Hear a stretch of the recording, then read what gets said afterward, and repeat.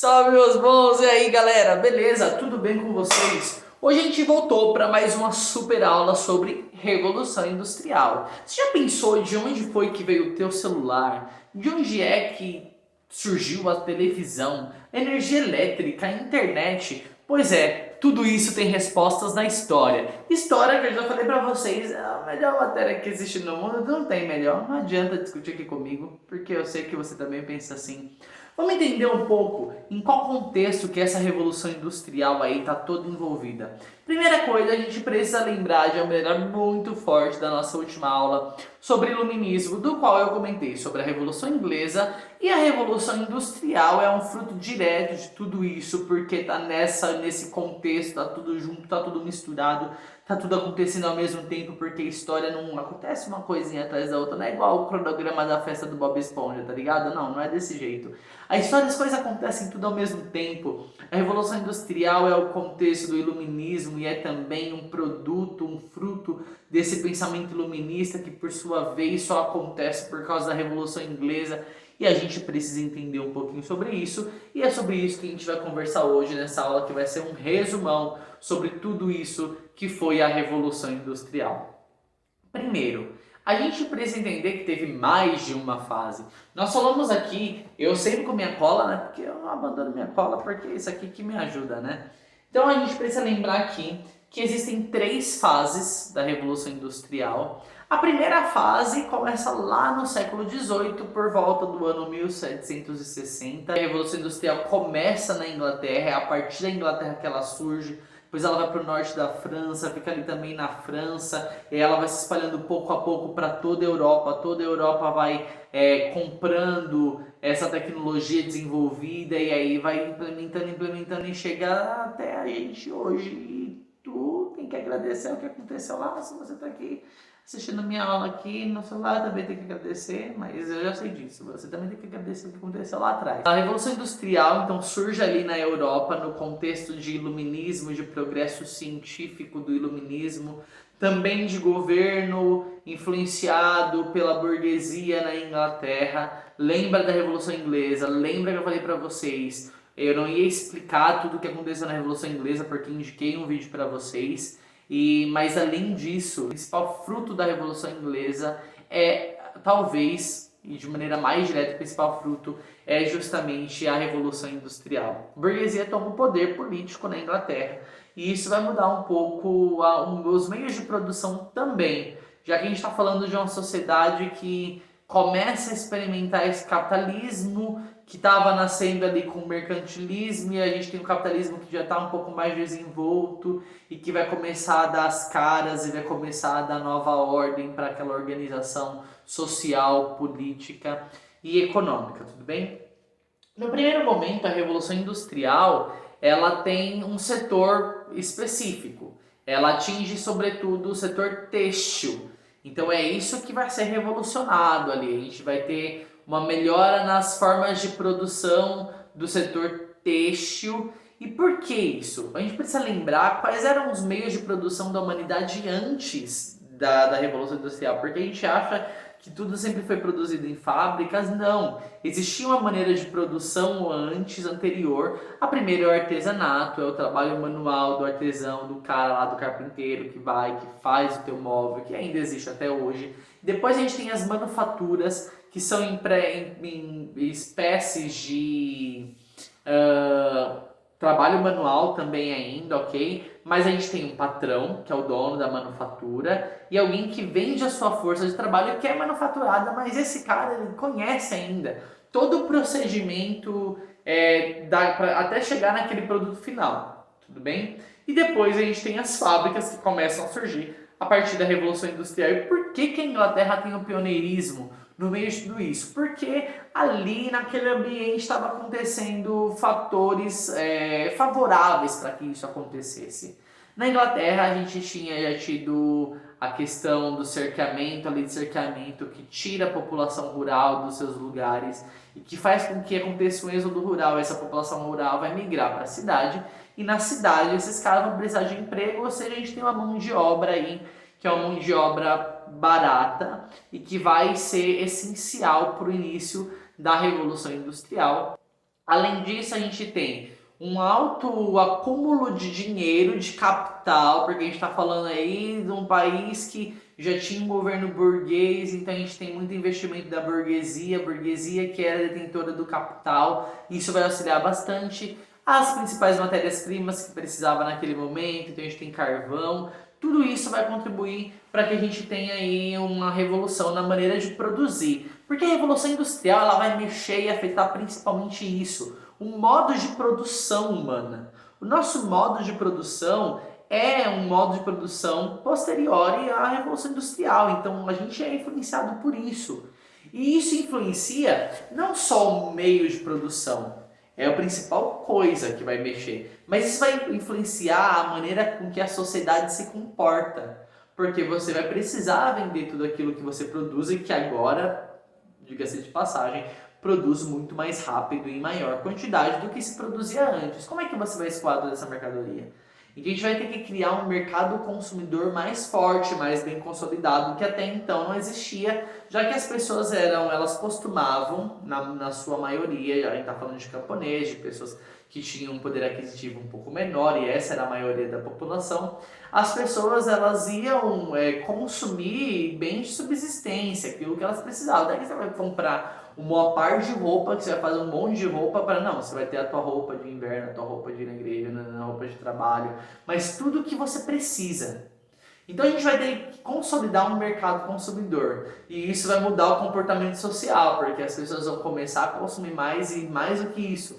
Elas vão achar que precisam consumir e é o que a gente faz hoje, né?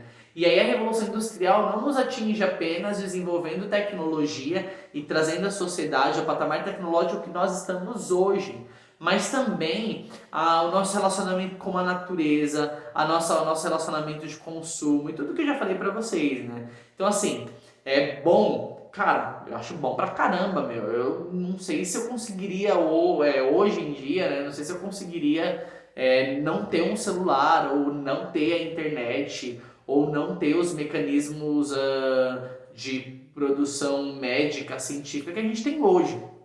Pô, gente, pelo amor de Deus, né? Mas a gente precisa entender que isso teve consequências na natureza.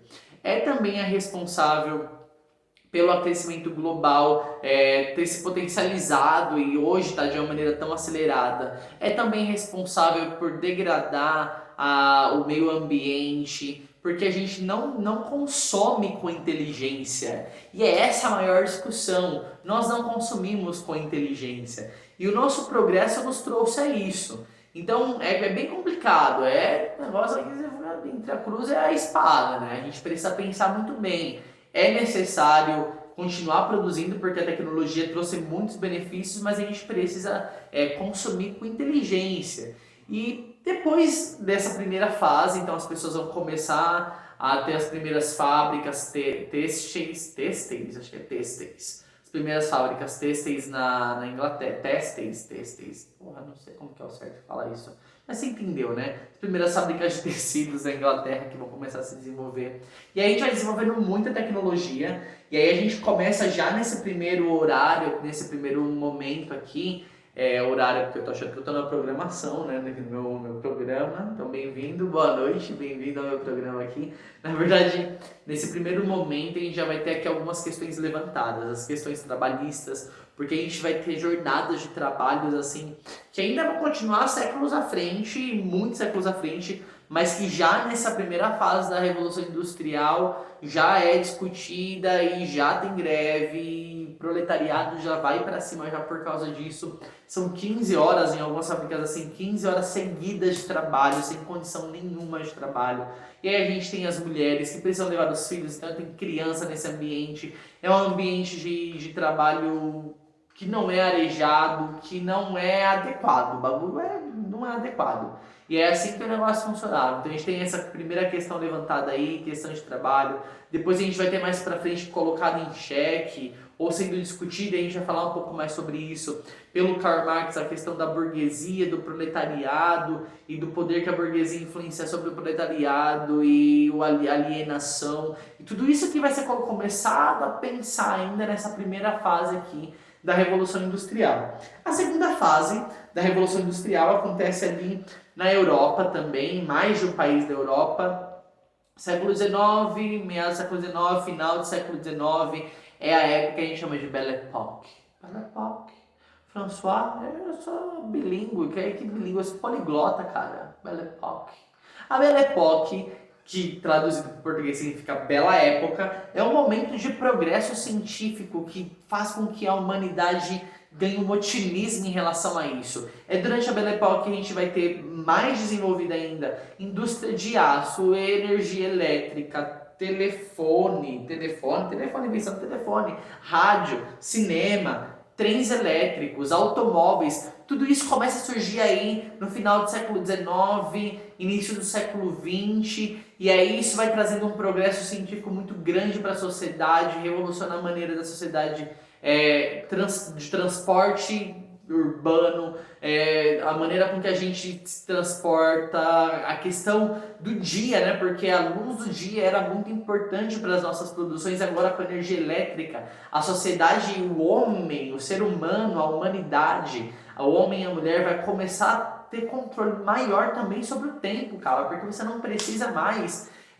produzir apenas durante o dia. Você tem energia elétrica e isso vai te ajudar a ter uma vida noturna, que vai começar a aumentar cada vez mais, principalmente aí entre as classes mais altas, entre a burguesia mesmo, que vai usufruir de tudo isso. As classes mais baixas vão demorar mais para usufruir de tudo isso, mas isso já traz uma outra forma de relacionamento. Vocês percebem que tudo isso vai alterando, vai dando novo significado para a forma com que o ser humano se relaciona com a sociedade que existe até então. Então, essa segunda fase aí, que é a Belle Époque, vai trazer muito avanço científico para a gente, e aí a gente tem uma terceira fase. E a terceira fase é a fase que começa aí no início do século XX e chega até os dias atuais, que é um desenvolvimento tecnológico e científico grande pra caramba, meu. Já pensou? Hoje a gente tem um mundo nas palmas das mãos, assim, tá ligado? Você consegue falar com alguém que tá em um outro lugar do mundo, muito distante de você, vendo a pessoa através do teu celular. Um computador, o teu celular é um computador. E isso é fruto dessa revolução industrial que inicia lá no século XVIII.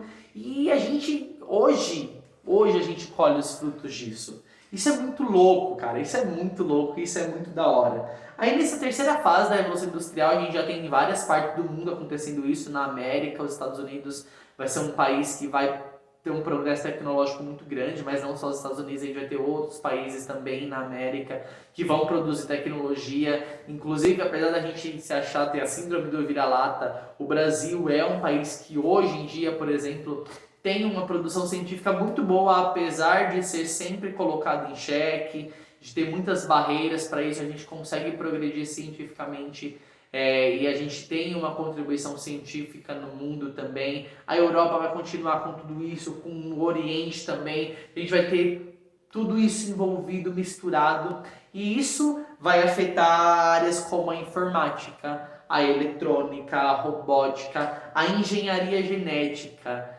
A gente vai conseguir, o ser humano, porra, você já pensou o que é isso, cara? O ser humano, ele consegue montar um ser humaninho do jeito que ele quer. Claro que isso é proibido, isso é antiético, você mexer com a genética a esse ponto, mas a gente tem tecnologia capaz de fazer isso. De colocar as informações genéticas que você quer em uma única pessoa. Isso, gente, Cara, isso é o máximo do desenvolvimento. Máximo não, mas isso é um ponto muito alto do desenvolvimento industrial e tecnológico, científico que a gente chegou e que é fruto dessa revolução científica, mas tudo isso tem consequências. Uma das consequências que eu falei para vocês aqui, comentei agora, é a questão do meio ambiente. O meio ambiente é agredido diariamente por causa do nosso desenvolvimento, a custo do nosso desenvolvimento tecnológico, científico e industrial. Além disso, a gente tem um crescimento muito grande do capitalismo em todo o mundo e do capitalismo selvagem, que vai ajudar muitos países a progredirem e aqui eu não estou colocando em xeque se é um sistema político, econômico que funciona ou não, não é isso, mas a gente sabe que também é responsável a mentalidade capitalista de que a gente precisa ter cada vez mais, de que a gente precisa consumir cada vez mais e de que a gente, aquilo que eu falei no começo, né, de não consumir com inteligência, isso faz com que muitas pessoas ganhem dinheiro à custa disso e haja muita pobreza e uma má distribuição de renda, que é discutível. Isso é discutível economicamente. Há uma possibilidade de progresso das pessoas, da humanidade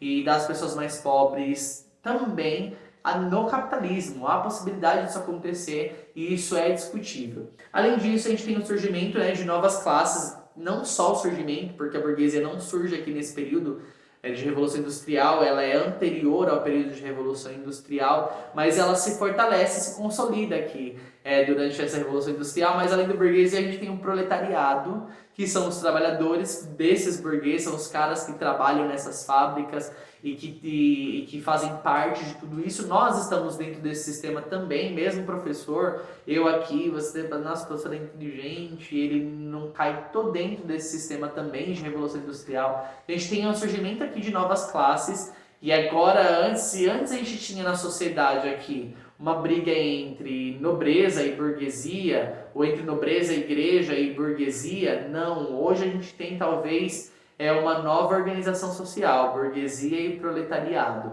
E é isso que o Marx vai discutir um pouco nos escritos dele e que a gente vai falar um pouco também, porque a gente precisa entender qual é a crítica que esse cara faz. Além disso, a gente tem uma urbanização muito grande, então já existia esse processo de urbanização, mas a gente vai ter centros urbanos assim que vão funcionar 24 horas por dia, freneticamente. Um exemplo disso aqui no Brasil é a cidade de São Paulo, que é conhecida como uma cidade que não para, a cidade que não dorme. É uma cidade que o tempo inteiro está nesse desenvolvimento científico, industrial, e que não para com isso o tempo todo.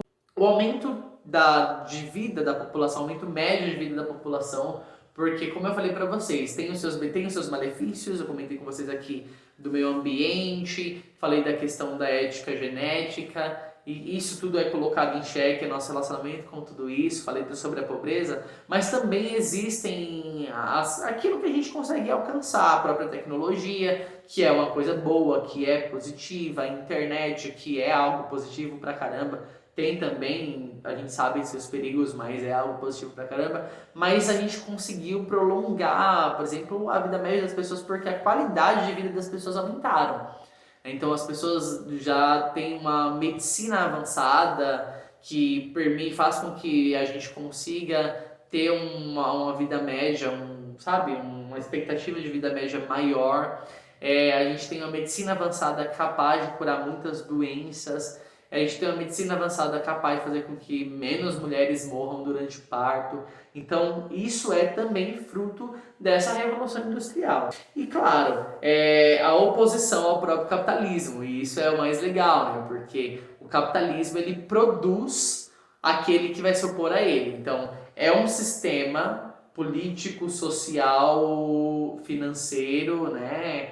Que movimenta tudo isso e que vai fazer com que exista essa revolução industrial e que vai trazer a sociedade ocidental, oriental também, para onde nós estamos hoje, para o ponto que nós chegamos de progresso científico, de progresso tecnológico e que vai colocar a organização social que nós vemos hoje, mas que também vai criar as ideias, as filosofias que vão se opor a ele mesmo, e exemplos disso é o marxismo, é o comunismo, é o anarquismo, que são ideias que vão contra essa força do capitalismo, esse capitalismo que eu falei para vocês selvagem, e aí vai discutir tudo isso e vai nos ajudar também, de certa forma, a pensar, mesmo aquelas pessoas que apoiam o capitalismo, mesmo quem apoia o capitalismo, mesmo quem é entusiasta dessa forma de organização, vai auxiliar na manutenção desse sistema.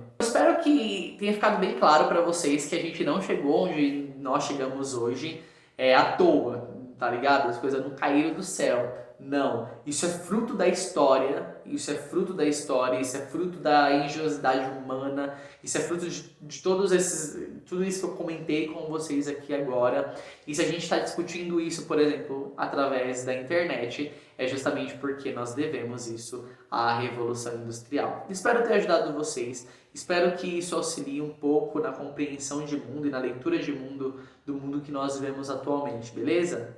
Nós nos vemos mais pra frente, não se esqueça de beber água, mantenha-se hidratado, mantenha a carteirinha de vacinação em dia e até mais. Falou, meus bons!